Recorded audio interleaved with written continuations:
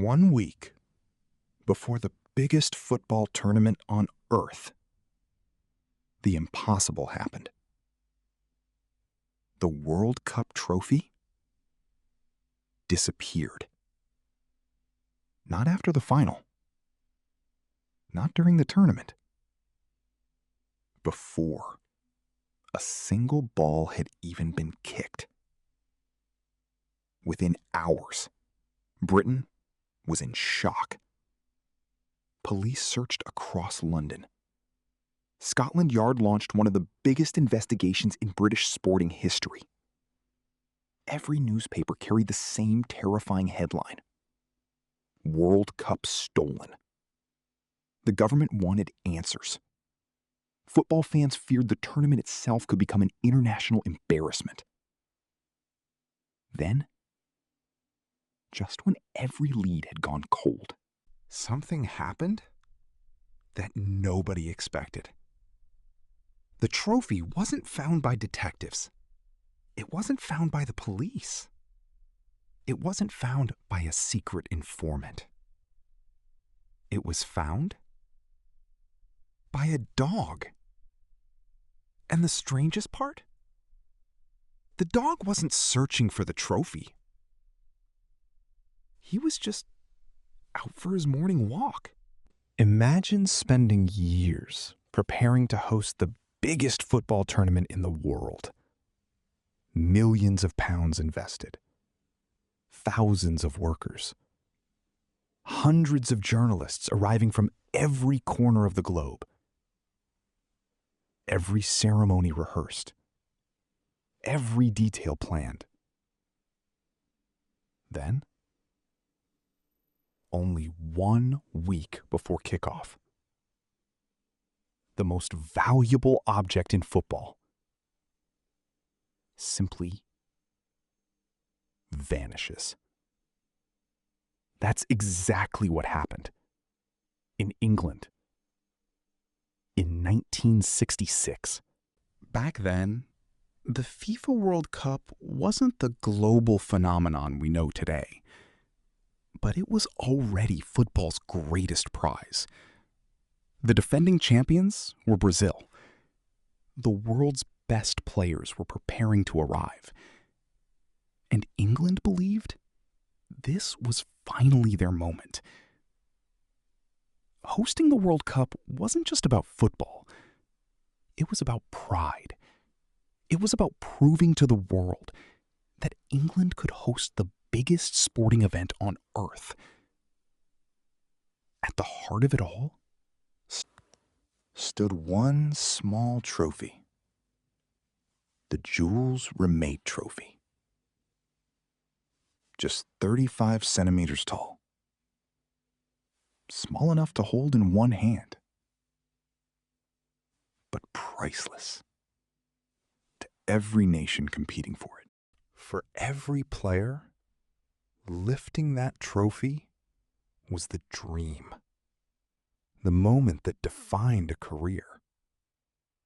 No one imagined that this tiny golden trophy would soon become the center of one of football's greatest mysteries. To build excitement before the tournament, the Football Association agreed to display the Jules Rimet Trophy at the National Stamp Exhibition in Westminster. Thousands of people came to see it.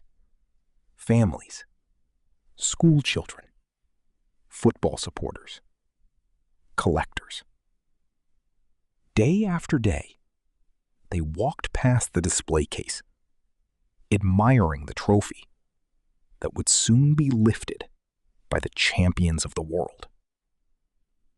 The glass case looked secure. Security guards were nearby. Everything appeared completely normal. At least, that's what everyone believed. Because while thousands of visitors admired football's greatest prize, someone else was quietly planning to steal it. The plan was almost perfect. It was Sunday, March 20th, 1966. The exhibition had opened as usual. Visitors wandered through the hall. Children pointed excitedly at rare stamp collections. Collectors admired displays from around the world. And somewhere among the crowd, a thief was waiting. At around midday, the security guard left his post. Only for a short time, just enough to attend a church service being held elsewhere inside the building. It seemed harmless. After all, the exhibition was still full of people. Who would steal something in broad daylight, surrounded by hundreds of visitors? That single decision would become one of the biggest security failures in football history. When the guard returned, everything looked normal until he looked toward the display case. The glass had been forced open. The lock was broken. And the Jules Rimet Trophy was gone. No alarms, no witnesses. No one had seen anything. The thief had simply walked in, taken football's greatest prize, and disappeared into London. Within minutes, the exhibition was thrown into chaos. Doors were closed. Visitors were questioned. Police arrived. Every possible exit was searched. But it was already too late. The trophy had vanished. News spread through Britain at incredible speed. By evening, radio stations interrupted their broadcasts. Newspapers rushed out special editions. Across the country, people stared at the same shocking headline. World Cup trophy stolen. For England, this wasn't just embarrassing. It was humiliating.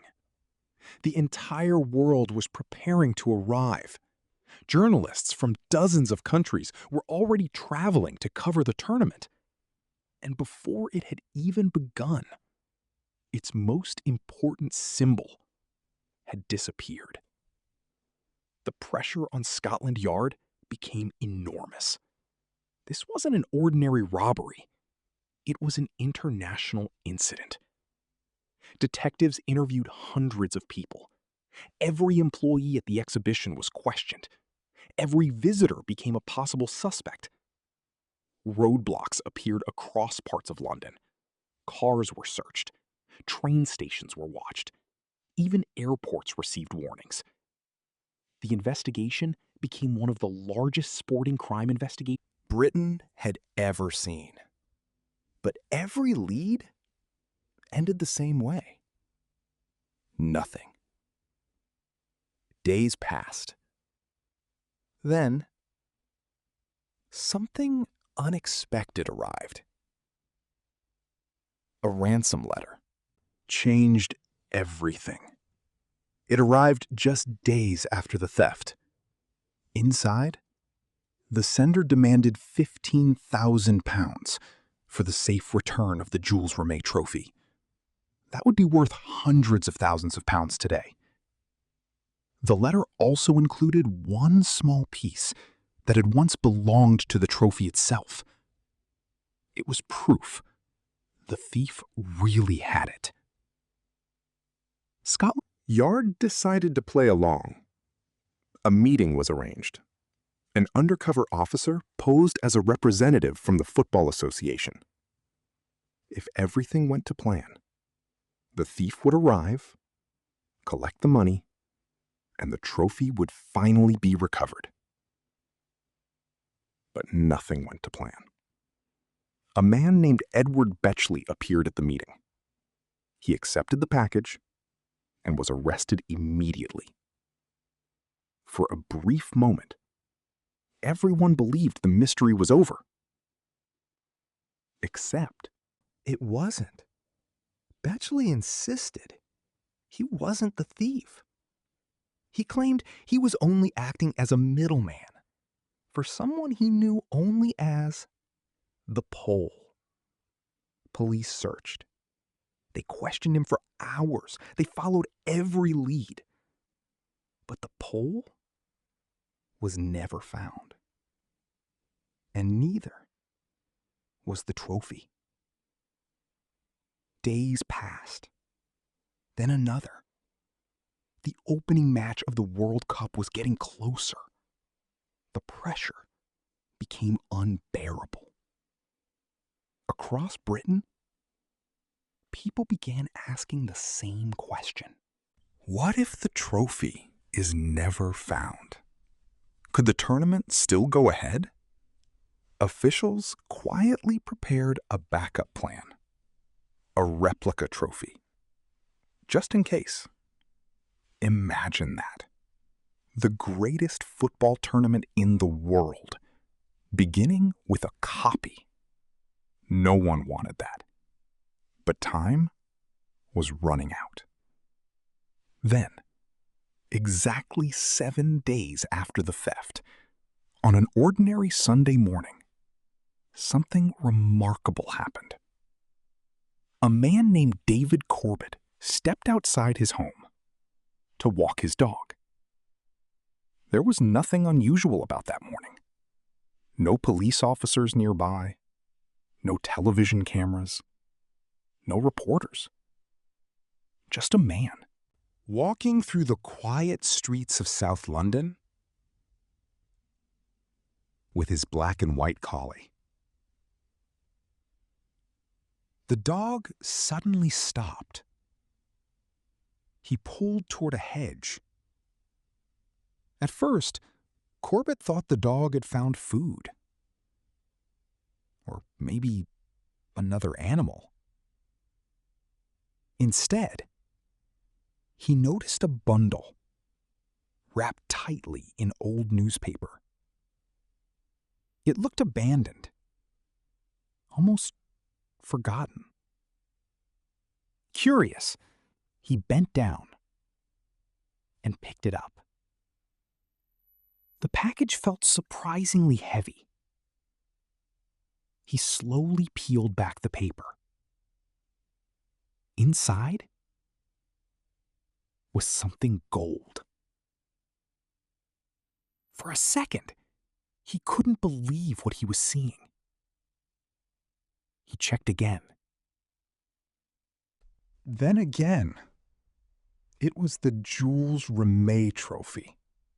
Football's greatest prize had been sitting under a hedge, less than 10 miles from the place it had been stolen.